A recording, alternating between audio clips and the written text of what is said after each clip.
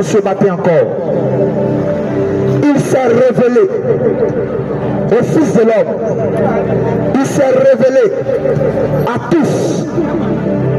Bien-aimés, nous ne pouvons pas marcher sur la terre des hommes et vivre comme si nous n'avons pas un Père, et vivre comme si nous n'avons pas un Créateur. Nous ne nous appartenons pas nous-mêmes. Nous appartenons au Créateur.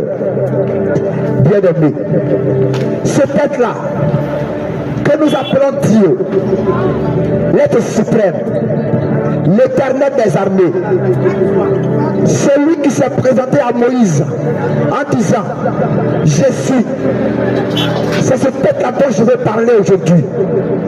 C'est ce Dieu suprême là dont je veux parler aujourd'hui. Il est le créateur de l'homme. Il est le créateur de l'humanité. Il nous aime. Et il a manifesté son amour. Il a toujours manifesté son amour.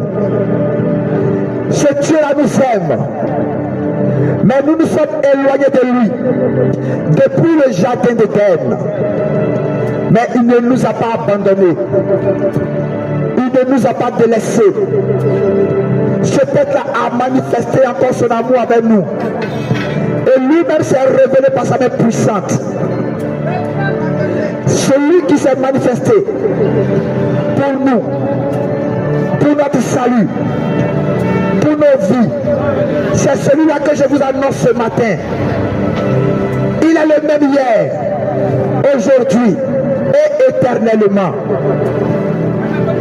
Celui que je vous annonce, c'est celui-là qui est appelé le prince de paix. Celui que je vous annonce, c'est celui-là qui est appelé l'alpha et l'oméga.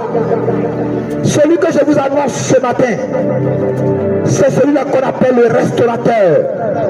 Celui que je vous annonce ce matin, c'est celui-là qu'on appelle le pourvoyeur.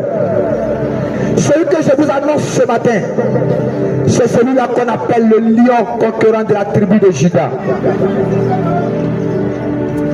Celui que je vous annonce ce matin, c'est Jésus-Christ de Nazareth. Jésus, il est le chemin, il est la vérité, il est la vie. Christ est paru, manifestant l'amour de Dieu, afin que par lui, nous soyons sauvés, afin que par lui, nous ayons la vie. Nous ne pouvons avoir la vie que par Jésus.